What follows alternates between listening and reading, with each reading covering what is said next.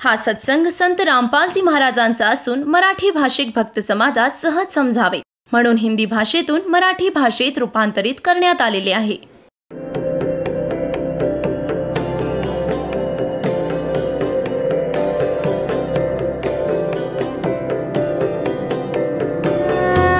और ज्ञान सब ज्ञान डी कबीर ज्ञान सो ज्ञान और जैसे घोड़ा तोब कायम करता चले मैदान.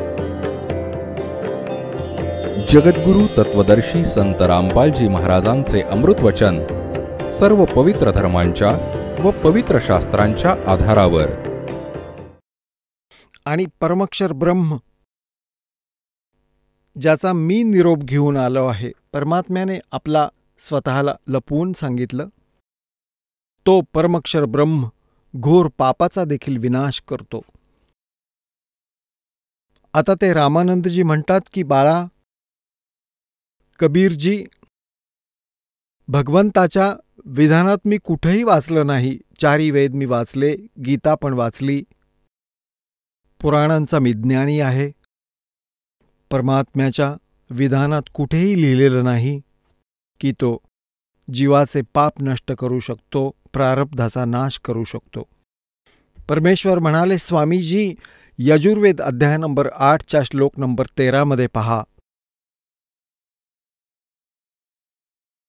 आता रामानंदजींना संस्कृत तर सर्व ज्ञात होतं, परंतु त्याचा निष्कर्ष माहीत नव्हता, अर्थ, त्याचा काय अर्थ असतो. तर त्याने ताबडतोब संस्कृत बोललं. परमात्मा म्हणाले, आता याचा हिंदी अर्थ देखील सांग. तेव्हा रामानंदजी म्हणाले की खरंच यात तर असंच सांगितलं आहे. परमात्मा तर घोर पापाचा विनाश करतो. आता पहा यजुर्वेद. त्यात काय म्हणतात रामानंदजी की बाळा, मी नाही, हे तर तुम्ही कुठल्याही याचं पहा, ते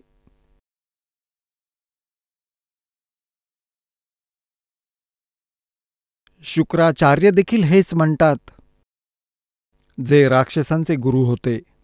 आणि बृहस्पतीजी देखील हेच म्हणतात की आपल्या कर्माची शिक्षा भोगायलाच लागेल.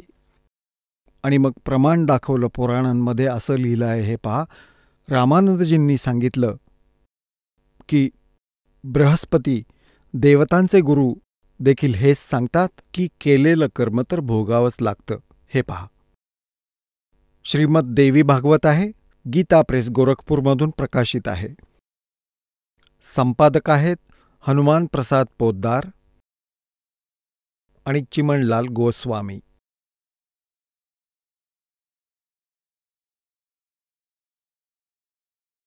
याचे प्रकाशक आणि मुद्रक आहेत गीता प्रेस गोरखपूर, गोविंद भवन कार्यालय, कोलकाता संस्थान. याचं पहा, हे पहा, 282व्या पानावर 5व्या स्कंधामध्ये, हा 5वा स्कंध. आणि संक्षिप्त देवी भागवत 282 पानावर. इथे पहा, व्यासजी म्हणतायत, Vyasji is the writer of Puranas, Vedas and Gita. Vyasji म्हणतात, देवराज इंद्राचं म्हणणं ऐकून बृहस्पतीजी त्यांना म्हणाले, बृहस्पतीजी देवतांचे गुरु आहेत, आध्यात्मिक गुरु. म्हणू लागले 283 पानावर, प्रारब्धातील कर्मांचा अभाव भोगल्याविना होऊ शकत नाही. हे स्पष्ट आहे. आर्य, संपूर्ण देवता तुझे सहाय्यक आहेत. तू स्वतः देखील बुद्धिमान आहेस, तरीही जे घडणार आहे, जे देखील घडणार आहे ते घडणारच आहे. तू त्याला टाळू शकत नाहीस.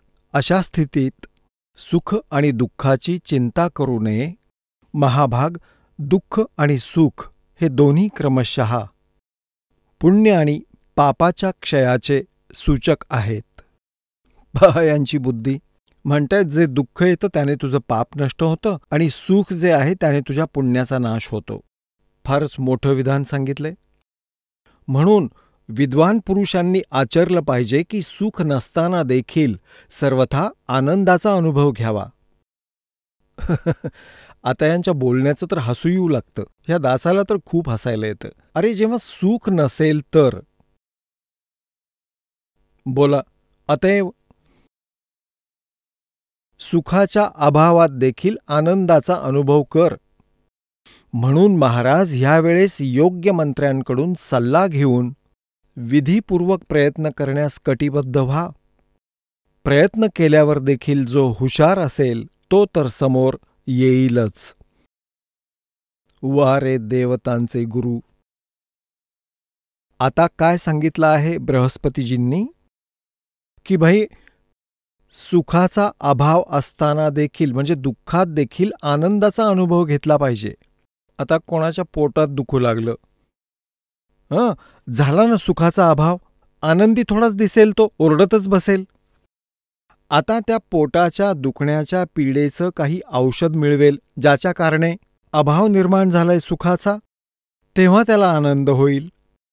अशा प्रकारचा मूर्खपणा करणाऱ्यांनी देश बुडवलाय. एकदा हा दास, हे पिंडारा गाव आहे जिंदच्या जवळ,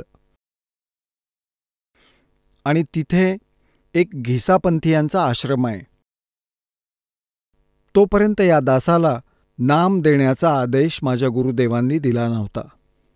आणि मला मालकाची प्रेरणा होती की हा दास ह्या गोष्टीने प्रभावित होता की घिसा संतजींना, आदरणीय घिसा साहेबजींना भगवंत भेटले होते आणि त्यांच्या पंथातल्या लोकांना देखील कबीर परमेश्वराचं ज्ञान होईल ह्या उद्देशाने त्यांचा सत्संग चालू होता. पिंडारा तिथं गेलो. तिथे काय केलं होतं त्यांनी, हे सोंग, हे लाल कपडेवाले घिसापंथी, बिना घिसापंथी अजूनही लोक बोलावले होते. आणि त्यांच्यातील एक व्यक्ती, त्याच्याविषयी एक सांगितलं जात होतं स्टेज सेक्रेटरीद्वारा की हे फार विद्वान पुरुष आहेत, काशी विद्यापीठातून शिकून आलेत, मोठे मर्मज्ञ आहेत अध्यात्मामध्ये. तेव्हा सगळ्या श्रोत्यांचं ध्यान त्याच्यावर केंद्रित झालेलं असे. तो काय सांगत असे की हा जीव स्वतःला विसरला आहे, ज्या कारणाने हा दुःखी राहतो. कोणत्याही कर्माचा दंड असतो तो शरीराला भोगावा लागतो. जीव स्वतंत्र असतो. आणि काय सांगतात की एकदा मी चाललो होतो, एक व्यक्ती दुःखाने कणत होती. मी त्याला म्हणालो, अरे भोळ्या प्राण्या, तू का रडत आहेस? हे कष्ट तर तुझ्या शरीरास आहेत, जीवाला थोडाच त्रास होतो. तू स्वतःला जीव मानत आहेस आणि तुझ्या जीवाला दुखणं जाणवतंय म्हणून तू दुःखी आहेस. तू असं समज की तुला त्रास नाहीये, तुझ्या शरीराला आहे, भोगू दे त्याला, त्याचं कर्म आहे. तर काय म्हणतात की त्याच वेळी त्या माणसाचं कणणं बंद झालं आणि त्याला आभास झाला की शरीराचे भोग आहेत, शरीराचे कष्ट आहेत, पडू दे त्याला तसंच, मला काय. तो सुखी झाला. आता आमच्यासारखे श्रोता साधे भोळे तर सगळे खुश होतात. जो कोणी प्रवचन करतो त्याला सत्य समजतात, कारण आम्हाला ज्ञान नव्हतं. आता आम्हाला ज्ञान झालं आहे, आता कातडी सोलून काढू त्यांची, हा सगळा मूर्खपणा करत आहेत ते. तर त्यावेळी जेवढे लोक बसले होते स्टेजवरती 10-12 त्या लाईनमध्ये, त्या सगळ्यांना फेल केलं त्याने. अशा विनोदी गोष्टी सांगून करून सोडून दिल्या. आता त्या दुसऱ्याकडे लोक आकर्षित झाले नाहीत, त्याच्याकडे आकर्षित झाले. आता ते दुसरे संत दुःखी होऊ लागले. वक्ता ते पण बरोबरच होतं, पण ते विचार करत होते की आज तर तुझं मार्केट डाऊन होईल. आता योगायोगाने काय झालं की तिसऱ्या दिवशी, तो 3 दिवसांचा सत्संग होता, 2 दिवस तर खूप चांगले झाले. तिसऱ्या दिवशी सत्संग करून तो काय करत असे, त्याचा नंबर यायचा सगळ्यात आधी. तो सत्संग करून उठून जात असे.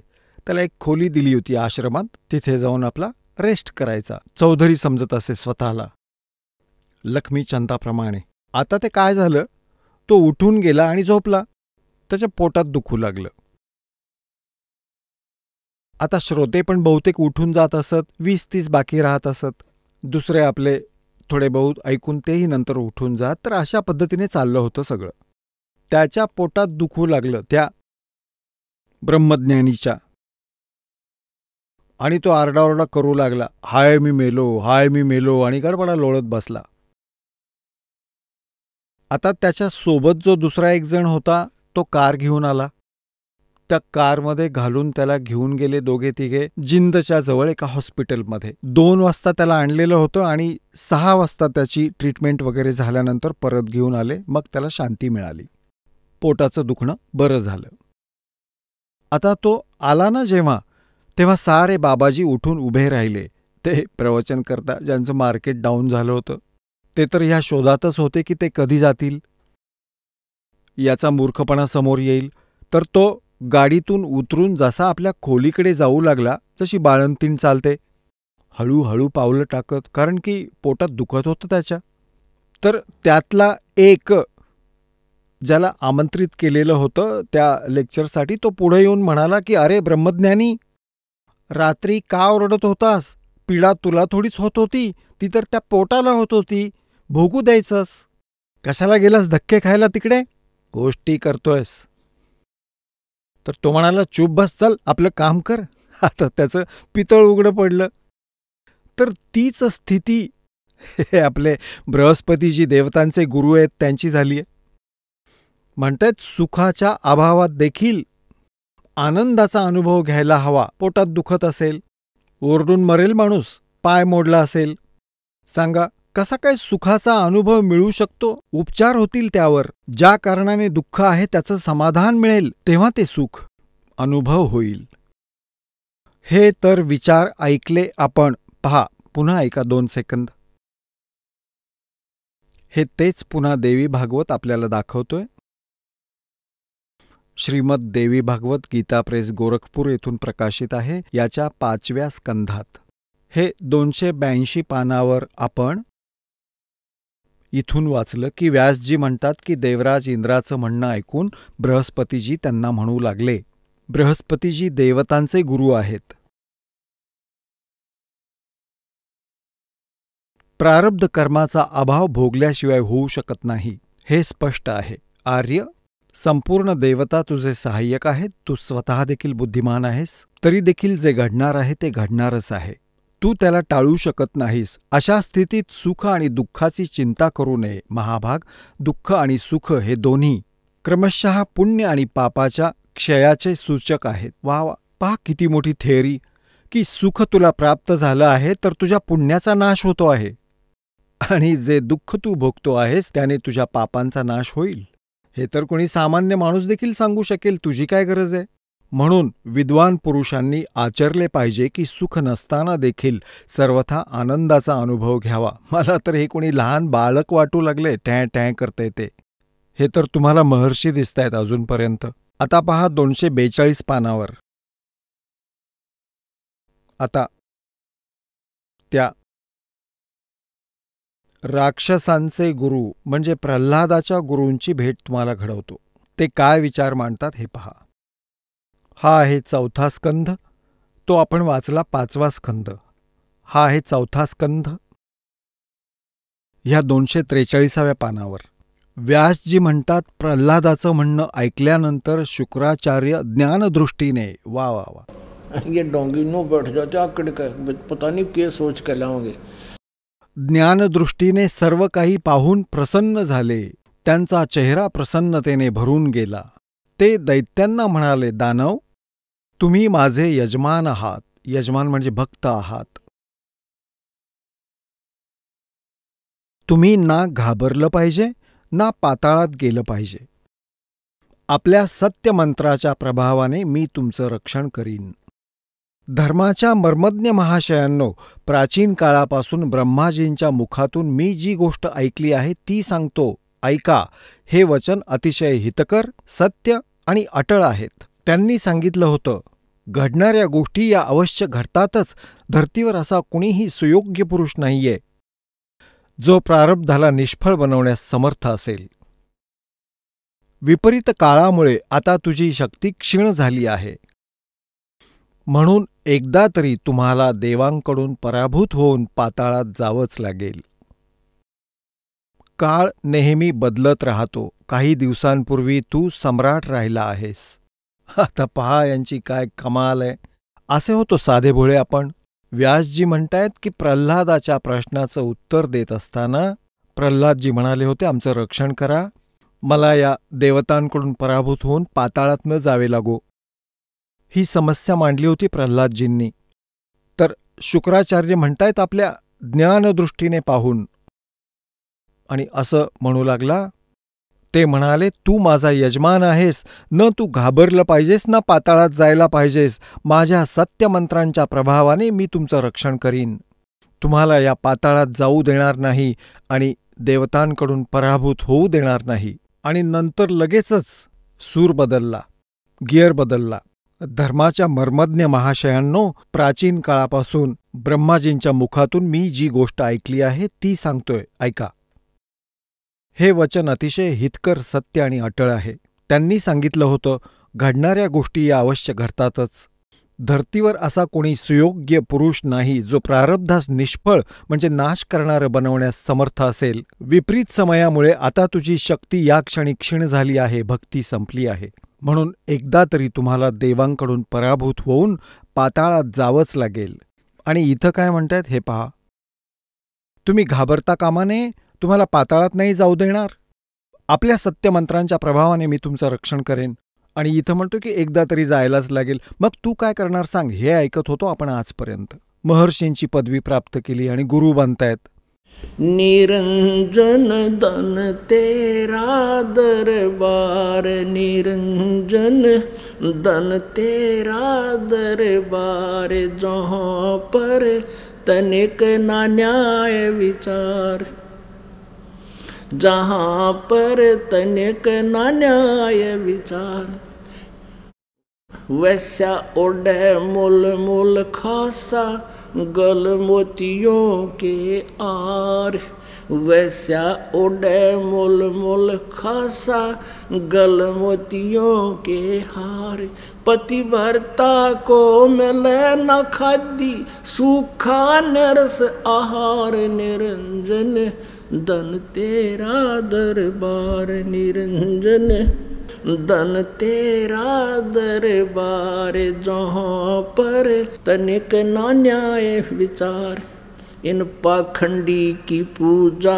जग में संत को कहें लबाड़े, पाखंडी की पूजा जग में संत को कहें लबाड़, अज्ञानी को परम विवेकी, ज्ञानी को मूढ़ गवार, निरंजन दन तेरा दरबार,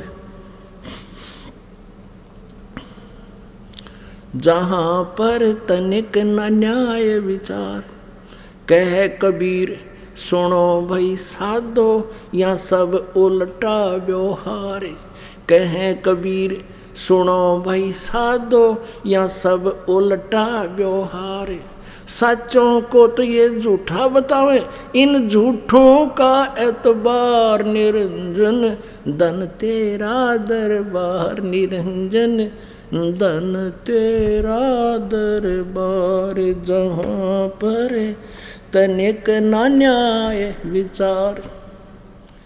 आता पुण्यात्म्यांनो, तुम्हाला वेद दाखवतो. वेद काय सांगतात की परमात्मा घोर पापांचा देखील नाश करतात, प्रारब्धाचा.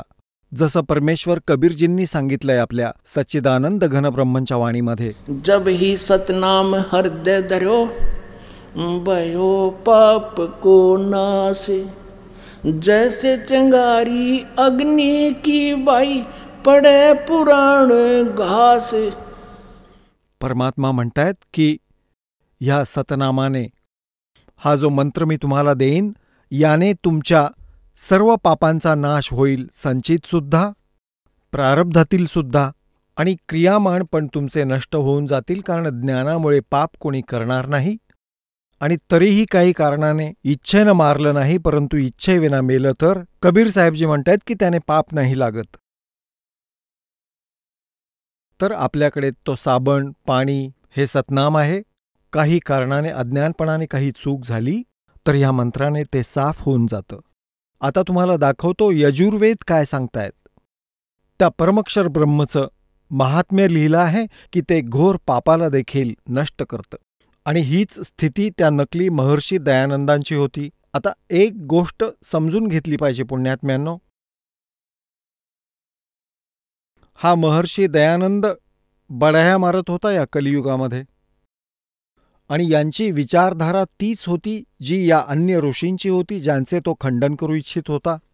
हे पहा त्यांचे अनुभव. त्याच्या सर्व जीवनात त्याने जे केले, ज्याचा विचार केला आणि जे तो समजला वेदांना, सत्यार्थ प्रकाशमध्ये लिहून गेला तो.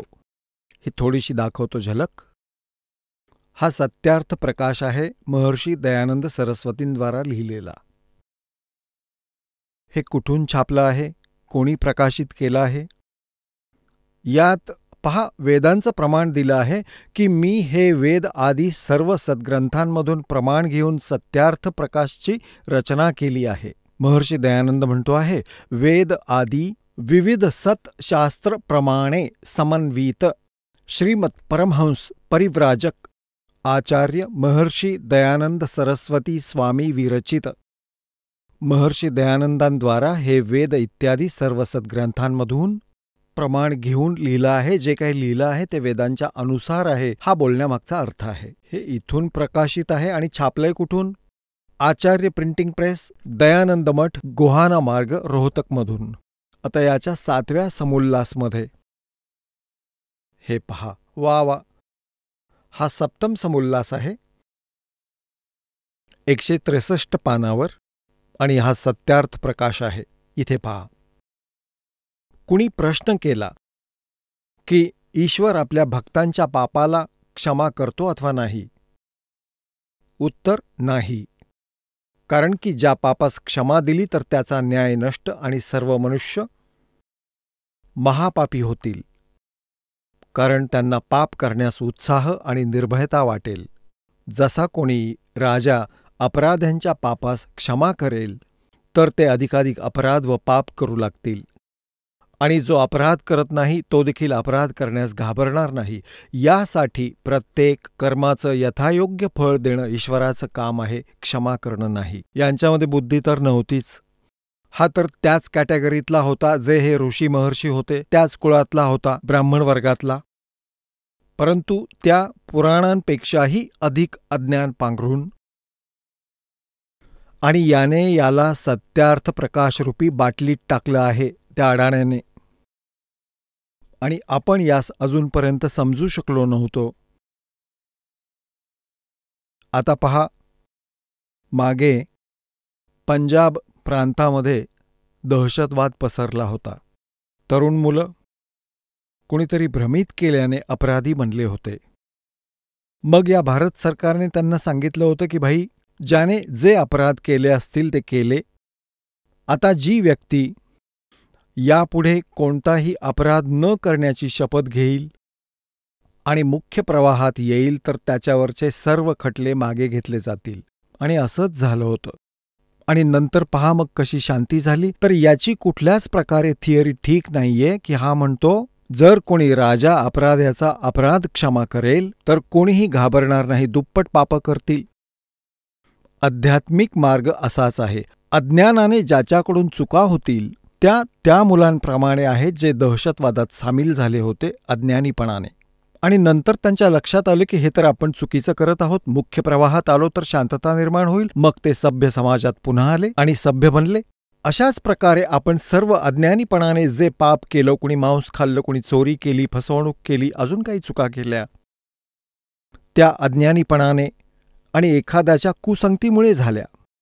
आता आम्ही मुख्य प्रवाहात येऊ आणि भगवंत आमचे सर्व खटले मागे घेईल. जब ही सतनाम हृदय धरो भयो पाप को नासे जैसे चिंगारी अग्नि की भाई पड़े पुराणे घासे. आणि हे तर त्याचं प्रॅक्टिकल, हे देखील खोटं ठरलं ह्या सांसारिक दृष्टिकोनातून ज्याने याचं उदाहरण दिलं. आणि आता वेद फेल करतील यांच्या ह्या अज्ञानांच्या थिअरीला. वेद सांगतात परमात्मा घोर पापाचा देखील नाश करतात. हा पहा, हा यजुर्वेद. आणि याचा अनुवाद देखील या दयानंदजींनी करून ठेवला आहे. प्रकाशक आहेत सार्वदेशिक आर्य प्रतिनिधी सभा 2/5 महर्षी दयानंद भवन, रामलीला मैदान, नवी दिल्ली इथून. मुद्रक आहेत prince offset printers, 1510 Pataudi house, Daryaganj, Navi Delhi. Maharshi Dayanand सरस्वतीकृत यांनी अनुवाद केलाय याचा. He is not writer of Vedas. हे वेदांचे लेखक नाहीयेत, वेदांचा अनुवाद करतात हे फक्त महर्षी दयानंदजी. हे पहा, हा पहा 8व्या अध्यायाचा 13वा मंत्र हा आहे अध्याय 8 यजुर्वेद, अष्टमोध्याय, 241 पानावर. इथे आहे हा 13वा मंत्र आणि याचा अनुवाद यांनी केला आहे इथे 242व्या पानावर. यजुर्वेद हे 242वं पान. हा अर्थ आहे, हे सर्वांवर उपकार करणाऱ्या मित्रा. हा मित्र हा अर्थ याने गोंधळवण्यासाठी लिहिला आहे, हे परमेश्वरासाठी आहे.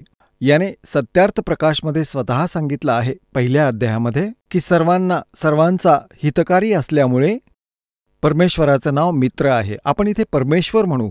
हे सर्वांवर उपकार करणाऱ्या परमेश्वरा,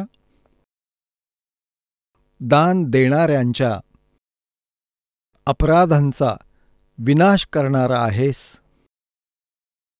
म्हणजे जो दान देतो त्याच्या प्रारब्धात जे पाप असेल त्याचा नाश करणारा आहेस. म्हणजे काही अशी पापं आहेत जी दानाने नष्ट होतात, काही अशी पापं असतात जी आपल्या सेवेने नष्ट होतात, काही अशी पापं असतात जी स्वाध्यायाने नष्ट होतात, काही अशी पापं असतात जी केवळ सतनामानेच, इतर कशानेही नाही परंतु सतनामानेच नष्ट होतात. इथे लिहिलं आहे की दान देणाऱ्या त्याच्या प्रारब्धातील पापाला नष्ट करणारा आहेस. वेद सांगतायत भगवंताचा महिमा.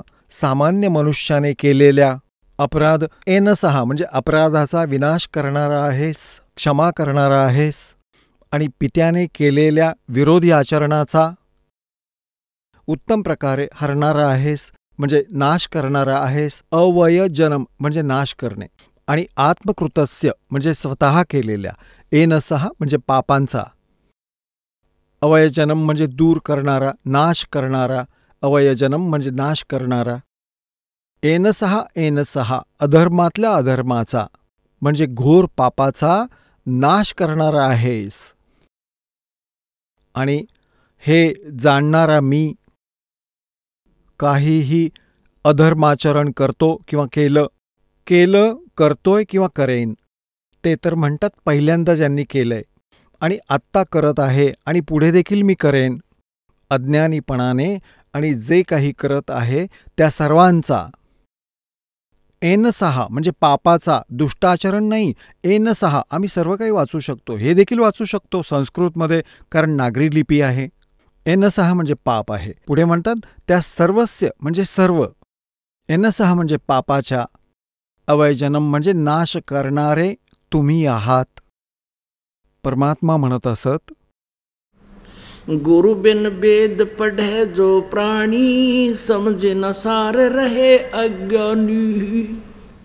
आता पुण्यात्म्यांनो, ना तर व्यासांना ज्ञान ना ब्रह्माजींना ज्ञान वेदांचं, नाहीतर अशी भाषा कशी केली असती. शुक्राचार्यजी म्हणतात की मी ब्रह्माजींकडून ऐकलं होतं कोणीही पापकर्माचा प्रारब्धाचा नाश करू शकत नाही. जे दुःख आहे ते तर भोगावंच लागतं. आणि ना बृहस्पतीजींना ज्ञान.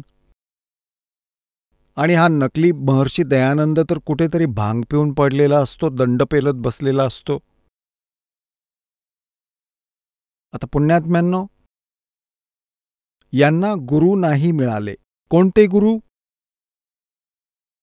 गीतेच्या अध्याय नंबर 4च्या 34व्या श्लोकात सांगितलं आहे. गीता ज्ञानदाता म्हणतो की अर्जुन, परमात्मज्ञानास, त्या तत्वज्ञानास ज्यात परमात्म्याविषयी जाणकारी दिली आहे त्या तत्वज्ञानास तू तत्वदर्शी संतांकडे जाऊन समजून घे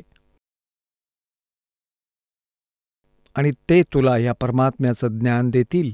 यजुर्वेद अध्याय नंबर 40च्या श्लोक नंबर 10 सांगितलं आहे की कोणी परमात्म्यास निराकार म्हणतो, जो जन्म घेत नाही, असंभवात.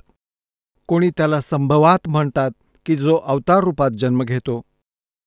तर परमात्म्याचं यथार्थ ज्ञान तत्वदर्शी संत देऊ शकतात, त्यांच्याकडून ऐक. म्हणजे गीता ज्ञानदाता तोच आहे, वेद ज्ञानदाताही तोच ब्रह्म आहे. तो म्हणतो की मी त्या आध्यात्मिक ज्ञानाशी पूर्णपणे परिचित नाही, ते तर तत्वदर्शी संतच सांगू शकतील. ते जगद्गुरु तत्वदर्शी संत सांगतील, त्यांच्याकडून ऐका. आणि ते ना ब्रह्माजींना भेटले, ना व्यासजींना भेटले, आणि ना बृहस्पतीजींना भेटले, ना शुक्राचार्यजींना भेटले. तर काय सांगतायत परमात्मा? म्हणून हे वेदांपासून अपरिचित राहिले. गुरु बिन वेद पढ़े जो प्राणी, समझे न सार रहे अज्ञानी। गुरु बिन काहू न पाया ज्ञाना, जो थोथा भूस छड़े मूड किसाना।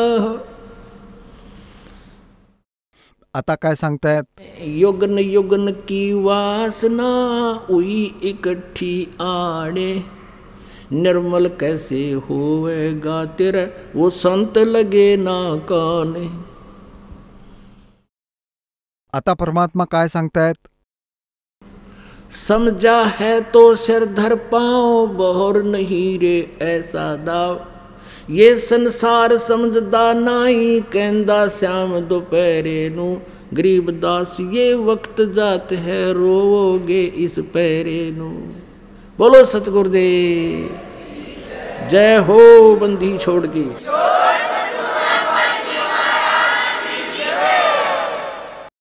पूर्ण ब्रह्म, परमक्षर ब्रह्म, साऱ्या सृष्टीचे रचनहार कबीर परमेश्वरजींच्या असीम कृपेने आपण हा सत्संग ऐकण्यासाठी पोहोचू शकलात.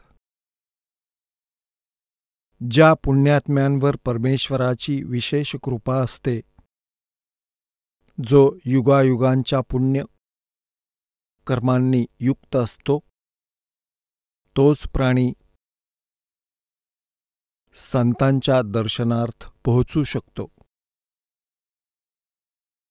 परमात्मा म्हणतात, कबीर दर्शन संत का, परमेश्वर आवे याद। लेखे में वाहे घड़ी ही, बाकी का समय बर्बाद। कबीर दर्शन संत का, साहेब आवे याद।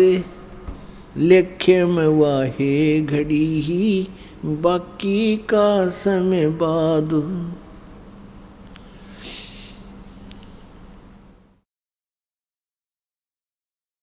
परमात्मा सांगतायत की जेव्हा तुम्ही संतांकडे जाता, संतांच्या दर्शनार्थ पोहोचता, तेव्हा तिथे भगवंताची आठवण करून दिली जाते. कबीर दर्शन संत का, मुख पे बसे सुहाग। और दर्श उन्हीं को होत है, जिनके पूर्ण भाग. परमात्मा म्हणतात, सूता संत जगाइए, सूता संत जगाइए। वो करे राम का जाप, ये तीनों सूते भले है, संग साकट और सांप. परमात्मा सांगत आहेत, साधू संत भक्त कोणी जर तुम्ही सुता जागवत असाल तर धन्यवाद मानतात, कारण की साधू संत मजबुरीने झोप घेतात. स्मरण करता करताही त्यांचा डोळा लागतो, निद्रा येते. त्याचंही त्यांना वाईट वाटतं. त्यांना कोणी उठवतो, जागं करतो कोणत्याही कारणाने, तर ते उठल्या उठल्याच बोलतील, सतसाहेब सतसाहेब सतसाहेब भाई सतसाहेब. जे साकट असतात, जे परमात्म्याच्या आसपाससुद्धा नसतात, कोरे कुशब्द घुमवतात, भक्ती स्वतः करत नाहीत, दुसऱ्यांनाही करू देत नाहीत. जर त्यांना तुम्ही झोपेतून जागं कराल, मनातल्या मनात 4 शिव्या देईल. आणि जर तुम्ही सापाला झोपेत छेडाल तर तो उठताच डंख मारेल. जर सिंहाला छेडाल, वाघाला, तर तो फाडून खाईल. तर यासाठी परमात्मा सांगतायत की झोपलेल्या संताला जागं करा. तो तर आभार व्यक्त करेल भक्तांचे की बाबा धन्यवाद, झोप आली होती. आणि उठताच रामाचं नाव स्वतःही घेतील आणि समोरच्यालाही ऐकवतील. म्हणतात की हे तिघे झोपलेलेच चांगले, सिंह, साकट आणि साप. त्यांना कधी छेडू नये, नाहीतर महागात पडेल. कबीर आप राम कहे, ओरा राम कहावे, जिस मुख नाम ना उचरे है, ता मुख फेर कहावे. आता जसं विशेषतः हिंदू धर्मात कोणी सकाळी सकाळी चालता फिरता रस्त्यात भेटतो तर काय म्हणतात, राम राम. तर समोरचा 4 वेळा म्हणेल, राम राम राम राम भाई राम राम. आता एकतर त्याने आठवण दिली, त्यावर दुसऱ्यानेही 2-3 वेळा म्हटलं, त्यामुळे आठवणीत राहील तो परमात्मा, त्याची आठवण ताजी होऊन जाते. आता जसं आपण बोलतो सतसाहेब, तर दुसराही म्हणतो सतसाहेब सतसाहेब सतसाहेब भाई सतसाहेब भगतजी. तर या प्रकारे सांगतात कबीरजी, आप राम कहे ओरा राम कहावे, और जा मुख राम ना उचरे ता मुख फेर कवावे. जसं कुणी ऐकलं नाही सतसाहेब बोललेलं आणि परत म्हणाला सतसाहेबजी सतसाहेब भगतजी सतसाहेब भाई, आणि मग तो असं म्हणेल की अरे मी ऐकलंच नाही हं सतसाहेब सतसाहेब. तर हे अशा प्रकारचे जे कोडवर्ड बनवून ठेवले होते संतांनी, ते काही खोटे नव्हते. कारण परमात्म्याची आठवण मनात राहणं सुद्धा एक मेडिटेशन असतं. हे संतांचं मेडिटेशन आहे. परमात्म्याची आठवण कायम राहील तर तुम्ही इथे सत्संगाला येता, 2 दिवस आधी तुमचं मेडिटेशन विशेष सुरू होतं. कसं होतं, अनेक जणांचं तर 1 आठवडा आधी सुरू होतं. जसं कोणाला तर आपल्या सुट्टीची ॲडजस्टमेंट करायची असते, तर किती दिवस आधी ते विचार करू लागतात, कशी सुट्टी मिळेल, कसं होईल, सत्संगाला जायचंय कंपल्सरी. तर ते झालं मेडिटेशन सुरू, भगवंताची आठवण विशेष येते. असंच जसं कोणी घरात एकानेच नाम घेतलं आहे, 3-4 नामं घेतलेली नाहीत, तर ज्याने उपदेश घेऊन ठेवलाय त्याला तर कळून चुकलंय की भाई की ही हजेरी जर तिथे नाही लागली तर सगळी हजेरी व्यर्थ आहे. तर तो काय करतो की आपल्या घरातील लोकांबरोबर एका वेगळ्या पद्धतीने विशेष डील करतो. सगळे नाराज होतात, आपल्या कामांनाही पटापट मार्गी लावतो आणि हा विचार करतो की जाताना घरातील कोणी सदस्याने अडवू नये, ही चिंता विशेष असते. तर अशा प्रकारे तुम्ही जे इथे पोहोचता परमात्म्याच्या दरबारात, खूपच पुण्यकर्मी प्राणी असता. तुमच्या पुण्यकर्मांची कोणी गणना करू शकत नाही, त्याचा कोणी अंदाज लावू शकत नाही. आजच्या या घोर कलियुगात तुम्हाला परमात्म्याची ओढ आणि परमात्म्याची ओढ असणाऱ्या पुण्यकर्म्यांची काही कमी नाही, अजून अनेक आहेत, परंतु त्यांना मिळाला नाहीये तो सत्मार्ग, सत्याचा रस्ता नाही मिळाला. तर पुण्यात्म्यांनो, तुमच्यावर देवाने कलम तोडून ठेवली आहे. मनुष्य जीवन आणि हा प्राईम टाईम जो भक्तीचा बंदी उठवली भगवंताने त्या सर्व मंत्रांना सार्वजनिक करण्यावरील, मूळ ज्ञानाला आता सार्वजनिक करायचा परमात्म्याचा आदेश आहे. हे आधी लपवून ठेवलं होतं, जे आजपर्यंत आपल्यापर्यंत पोहोचू शकलं नव्हतं. परमात्म्याने यासाठी गुप्त ठेवलं होतं की जे अज्ञानी आहेत, अजाण, जे काळाने प्रेरित ऋषी महर्षी संत मंडलेश्वर ब्राह्मण पंडित आणि हे रोज वेद वाचतात, नित्यपाठ गीतेचा करतात, स्वाध्याय करतात आणि पुराणांची गाठोडी बांधून फिरतात, यांना कळखचा पत्ता नाही. त्यामुळे जर हे ज्ञान याआधी डिस्क्लोज झालं असतं आजपासून 50-100 वर्षांपूर्वी, 200-600 वर्षांपूर्वी, तर हे नकली संत पंथवाले पण याच ज्ञानाचा ढोल वाजवताना, ढिंडोरा पिटवताना दिसले असते. आणि ह्या ज्ञानाला भलेही कुणी दासाचं पुस्तक वाचून आणि CD वगैरे पाहून विद्वान समजू लागले आणि वेगळं असं स्थान बनवून जर कोणी बसला आणि शिष्यही जोडू लागला, तर त्यातून काही लाभ होणार नाही, कारण की तो अधिकारी नाही. ना तो अधिकारी सत्संग करण्याचा, ना तो अधिकारी उपदेश देण्याचा, नाम देण्याचा. तर ज्या कारणाने त्यांच्याकडून हे ज्ञान ऐकणंही व्यर्थ त्यांच्याकडून उपदेश मिळाला तरी जीवन व्यर्थ, कारण ते अनधिकारी आहेत. आता पुण्यात्म्यांनो, एक ड्रायव्हिंग लायसन्स जरी बनवायचं असेल तरी तिथेही संबंधित अधिकाऱ्याची सही लागते, तेव्हा ते चालतं. आणि आपल्याला तर जीवनाचा सौदा करायचा आहे, मग हे डुप्लिकेट आणि नकली लायसन्स बनवायचं? हे नाम घेऊन फिरलं नकली लोकांकडून तर जीवन व्यर्थ होईल आपलं. परंतु हे कधी समजेल जेव्हा त्याचं निरीक्षण होईल.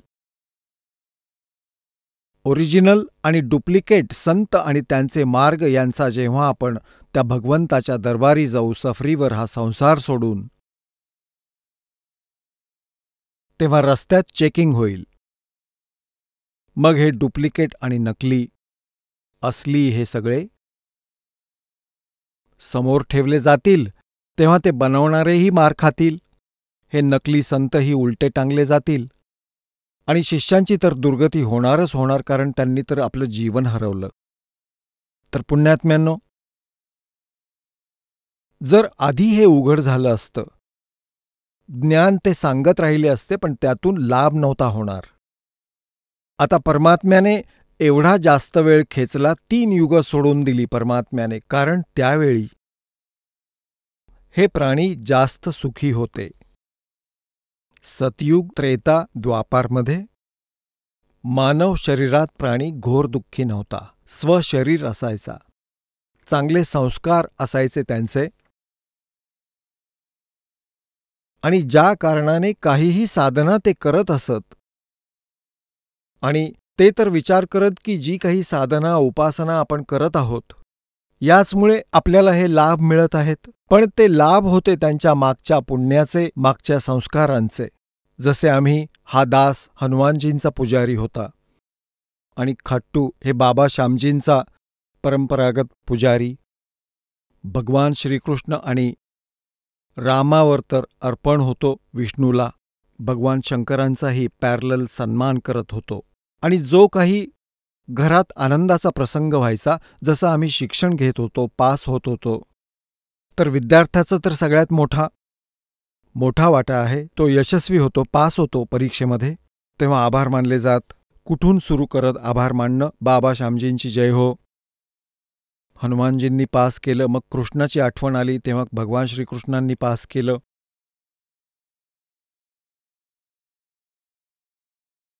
मग जशी नोकरी लागली तर भगवान विष्णूजींची, बाबा श्यामजींची म्हणजे भगवान शंकरजींची मोठी दया झाली.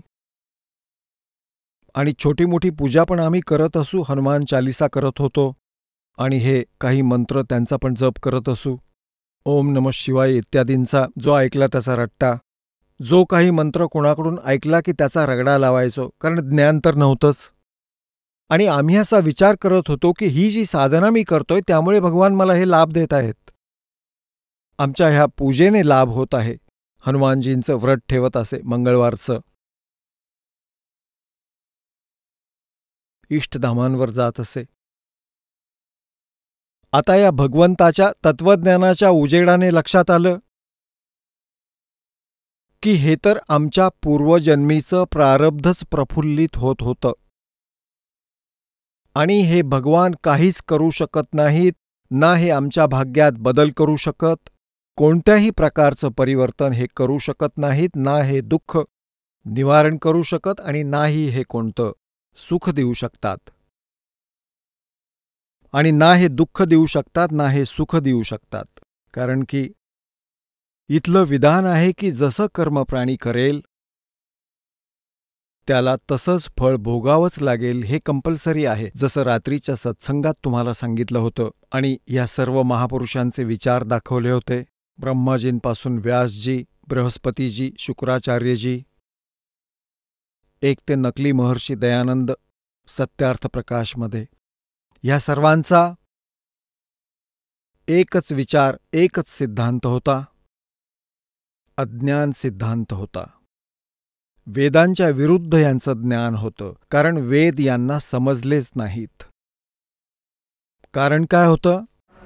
गुरु बिन काहुन पाया ज्ञाना, जो थोथा भुस छड़े मूड किसाना. गुरु बिन वेद पढ़े जो प्राणी, समझे न सार रहे अज्ञानी. तर यांना गुरु नाही मिळाले. ना ब्रह्माजींना गुरु मिळाले, ना अन्य ऋषी महर्षींना गुरु मिळाले आणि ना ब्रह्मा विष्णू महेश यांना गुरु मिळाले. कोणते गुरु, कोणते संत जे गीतेच्या अध्याय क्रमांक 4 मधील श्लोक क्रमांक 34 मध्ये ज्या तत्वदर्शी संतांच्या विषयी सांगितलं आहे आणि ज्या कारणाने हे तत्वज्ञानाला अपरिचित राहिले आणि आपले आपले अंदाज लावून आपल्या अनुयायांना हाच काळाचा सिद्धांत दृढ करत राहिले. काळाचा सिद्धांत काय आहे की जो जसे कर्म करेल तसेच त्याला भोगावे लागतील. आणि दयाळचा सिद्धांत आहे, कबीर परमेश्वर यांचं विधान आहे की मासा घटे न तिल बधे विद ना लिखे जो लेख सच्चा सतगुरु मेट कर ऊपर मारे मेख. मासा घटे ना तिल बधे म्हणजे कोणी जरासही परिवर्तन करू शकत नाही तुमच्या प्रारब्धात. प्रारब्ध ते असतं जे तुमच्या जन्माच्या वेळी पूर्वीच निर्धारित केलं जात असतं. तुमचे संचित म्हणजे तुमचं डिपॉझिट पुण्य आणि पाप आहे भगवंताच्या दरबारी, त्याची ॲव्हरेज घेतली जाते. ज्यांची पापं घोर आहेत त्यांना त्यांच्या प्रारब्धात दुःख अधिक आणि ज्यांची पुण्य अधिक आहेत तर त्यांच्या प्रारब्धात सुख अधिक. इथली नकली सुख तर त्यांचा ॲव्हरेज रेशो काढला जातो. तर असं 50% जसं पुण्य घेतलं 50% पाप. आता पाप आहेत अरब खरब आणि पुण्य आहेत 20-30. तर 20-30ची जी पुण्य आहेत ती 50% 10 होतील. अरब खरबचं 50% घ्यावं लागेल आणि मग त्याला सरासरी प्रमाणात वाटावं लागेल. तर या प्रकारे आपण प्रारब्धाच्या आधारे सगळं जीवन व्यतीत करतो. त्यात काही बदल होऊ शकत नाही.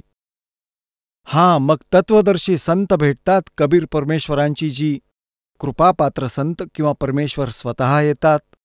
केवळ त्याच वेळी हे परिवर्तन संभव असतं. त्यासाठी म्हटलंय की मासा घटे न तिल बधे. मासा 1 ग्रॅमपेक्षाही कमी असतो. मासा घटे न तिल बधे विधना लिखे जो लेख और सच्चा सतगुरु मेट कर ऊपर मार दे मेख. मेख म्हणजे कायमसाठी संपवून टाकणं. प्रारब्धामधील त्या संकटांना, जी पापं तुमच्या नशिबात लिहिली आहेत त्यांना छाटून टाकून फॉरेव्हर सही मारून टाकेल. आता हे तुला भोगावं लागणार नाही. तर ज्या कारणाने आपण तो तत्वदर्शी संत ना मिळाल्याने या सर्व ऋषी महर्षी ब्रह्मा विष्णू महेश सुद्धा विचलित राहिले.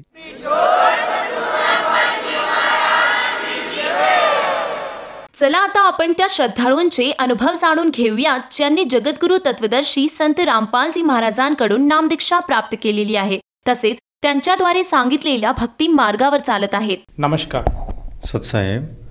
आपलं नाव? विजय गणेश शेळके. आपण कुठून आलात? मी जालना, जिल्हा जालना, महाराष्ट्र. आपण काय करत आहात? माझं शिक्षण BSc झालं आहे. सध्या मी ट्रान्सपोर्ट आणि रिअल इस्टेटचा बिझनेस करतो. संत रामपालजी महाराजांची नामदीक्षा आपण कधी घेतली? संत रामपालजी महाराजांची नामदीक्षा मी सप्टेंबर 2011मध्ये हिसार ठिकाणी घेतली. संत रामपालजी महाराजांची नामदीक्षा घेण्या अगोदर आपण व आपला परिवार कोणती भक्ती साधना करत होतात? सर, संत रामपालजी महाराजांची नामदीक्षा घेण्या अगोदर आमचा परिवार व आम्ही सगळे कोणती साधना करत होतो यापेक्षा कोणती साधना करत नव्हतो हे विचारलेलं जास्त बरं. कारण 33 करोड देवतामध्ये असं कुठलीच देवता आम्ही सोडली नव्हती की ज्यांच्या आम्ही साधना करत नव्हतो. पार ब्रह्मा विष्णू महेशपासून देवी गणपतीपासून वेगवेगळे ग्रंथ, वेगवेगळे पंथ, ह्या सगळ्यांमध्ये आम्ही भक्ती साधना करायचो. जसं की स्वामी समर्थांचा एक पंथ आहे महाराष्ट्रामध्ये, खूप प्रचलित आहे, दिंडोरी प्रणीत. त्या स्वामी समर्थाच्या पंथामध्ये पण आम्ही खूप सेवा भक्ती करायचो. सकाळी 4 वाजता उठणे, सोवळं नेसून गुरुचरित्राचं पारायण करणे, केंद्रामध्ये आरती करणे, विविध पूजा करणे. शिवाय माझी आजी जे आहे त्यांना नवनाथ महाराजांची हाजरी येत होती, ज्याला म्हणतो आपण. म्हणजे नवनाथ महाराज त्यांच्या अंगामध्ये येऊन बोलत होते, असा त्यांचा एक तो नवनाथ महाराजांचा खूप मोठा भक्तिचर्या होती. त्यानंतर माझे आजोबा वारकरी संप्रदायामध्ये खूप जास्त होते. शिवाय माझा भाऊ हा नरेंद्र महाराजांना खूप मानत होता. त्यांचे गुरुवारचे उपवास करणं, सगळ्या गोष्टी तो करायचा. मी वैयक्तिक गजानन महाराजांना, जे आपले शेगावचे गजानन महाराज आहे, त्यांना खूप मानायचो. गणगणगणात बोते मंत्र करणे, गुरुवारचे उपवास करणे, त्यांची पोथी वाचणे, ही सगळी साधनं आम्ही करायचो. तर खूप जास्त ही साधनं आम्ही करायचो. सर, जसं तुम्ही सांगत आहात की लहानपणापासूनच तुम्ही भक्तिमार्गात होतात आणि महाराष्ट्रामध्ये जी प्रचलित भक्तिसाधना आहात ती भक्तिसाधना तुम्ही करत होतात. असं असताना तुम्हाला संत रामपालजी महाराजांविषयी कोणी ज्ञान दिलं? संत रामपालजी महाराजांविषयी ज्ञान आम्हाला जे मिळालं ते आमचे एक रिलेटिव्ह बघतचे होते, ज्यांनी तत्वदर्शी संत रामपालजी महाराजांकडनं गुरुदीक्षा घेतली होती. तर आमची आर्थिक परिस्थिती खूप हलाखीची होती आणि आम्ही इतके देवीदेवतांची भक्ती करूनही आमच्या घरामध्ये अशांतता असायची. वडिलांचं व्यसन असो, घरात अशांतता असो, आर्थिक परिस्थिती हलाखीची असणे, या सगळ्या गोष्टीमध्ये आम्ही खूप परेशान असायचो. आणि आमचे ते रिलेटिव्ह आमच्याकडे नेहमी येत जात असायचे. सो त्यांनी एक दिवशी आमच्याकडे आले आणि त्यांनी आम्हाला सांगितलं की असे संत रामपालजी महाराज आहे, जे शास्त्रशुद्ध साधना सांगतात. ती साधना केल्यानंतर तुम्हाला बराचसा फरक जाणवेल, तुमच्या आर्थिक परिस्थिती सुधारेल, सगळे रोग सगळं नष्ट होईल, तुमच्या वडिलांचं व्यसन पण सुटेल. मग त्यांनी सांगितल्यानंतर आम्ही ज्ञानगंगा पुस्तक वाचलं. पुस्तक वाचल्यानंतर आम्ही साधना चॅनलवर सत्संग पाहिला काही दिवस. सत्संग पाहिल्यानंतर मग तत्वदर्शी संत रामपालजी महाराजांनी जे ज्ञान सांगितलं ते ज्ञान आम्ही पडताळून पाहिलं आपल्या ग्रंथामध्ये, सगळ्या गोष्टीमध्ये.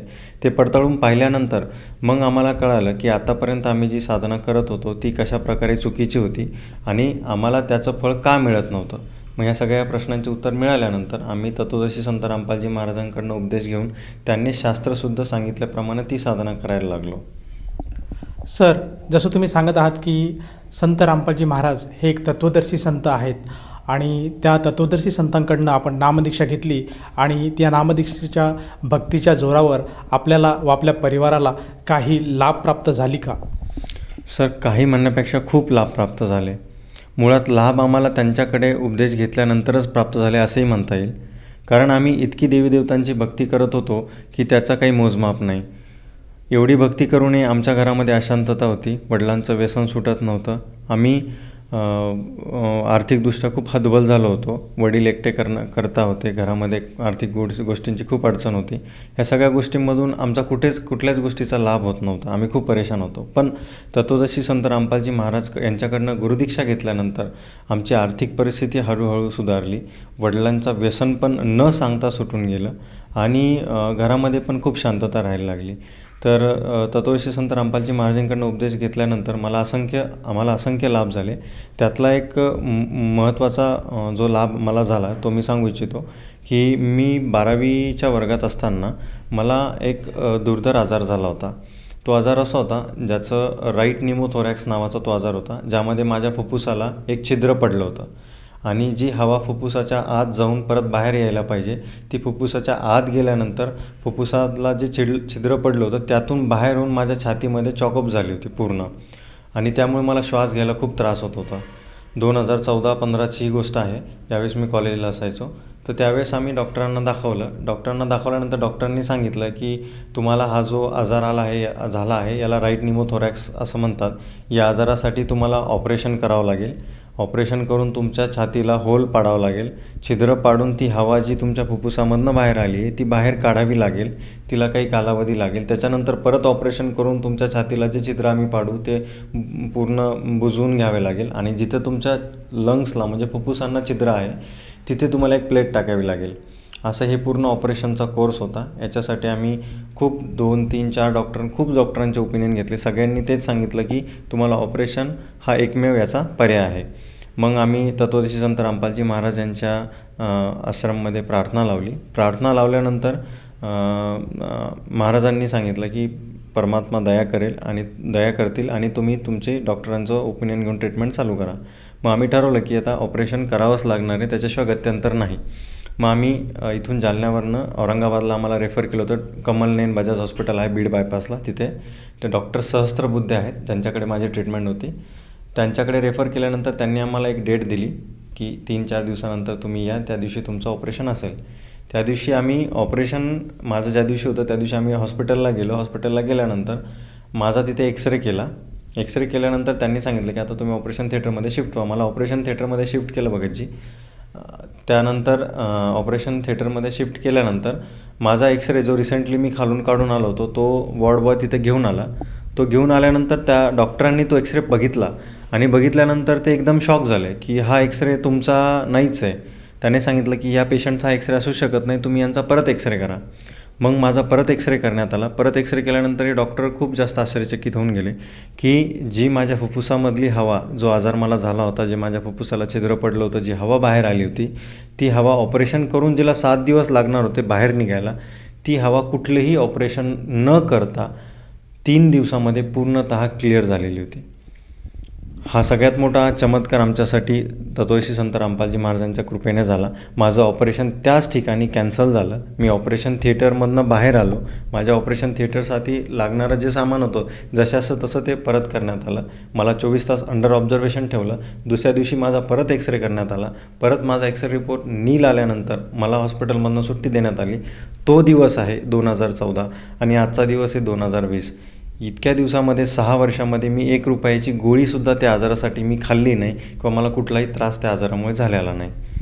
सर, जसं तुम्ही सांगत आहात की तुम्हाला फुफ्फुसाच्या रिलेटेड आजार जडला होता, तर जे भगतजण आज आपल्याला बघत आहात त्या भक्तांसाठी काही आपल्याला पुरावा दाखवता येईल का?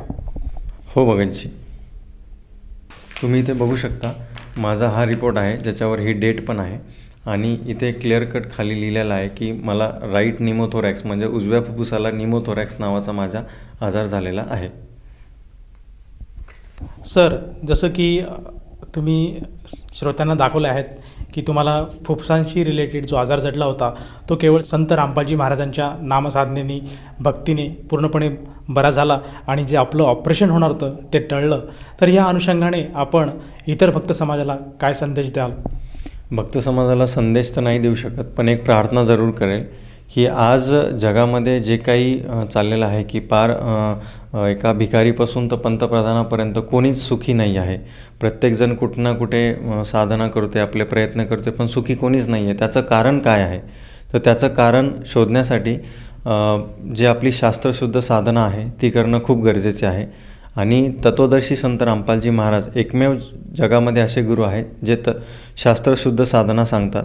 त्या साधनेमुळेच जे काही आपल्याला लाभ पाहिजे असतील, जे आपल्या नशिबातल्या गोष्टी टळू शकत असेल, फक्त त्या साधनेमुळेच टळेल आणि आपल्याला ते लाभ मिळेल.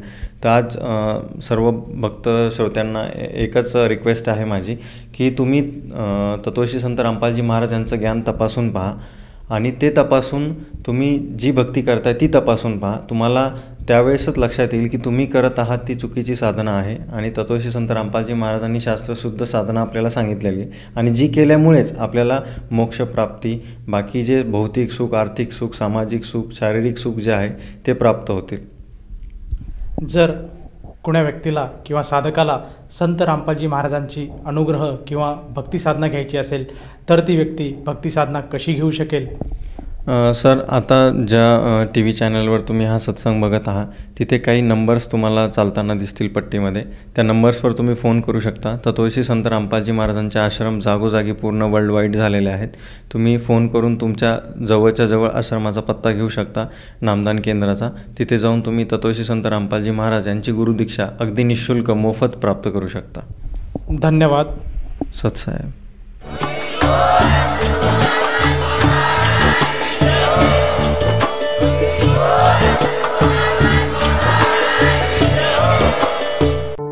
आपण ऐकत होता जगद्गुरु तत्वदर्शी संत रामपालजी महाराजांचे मंगल प्रवचन.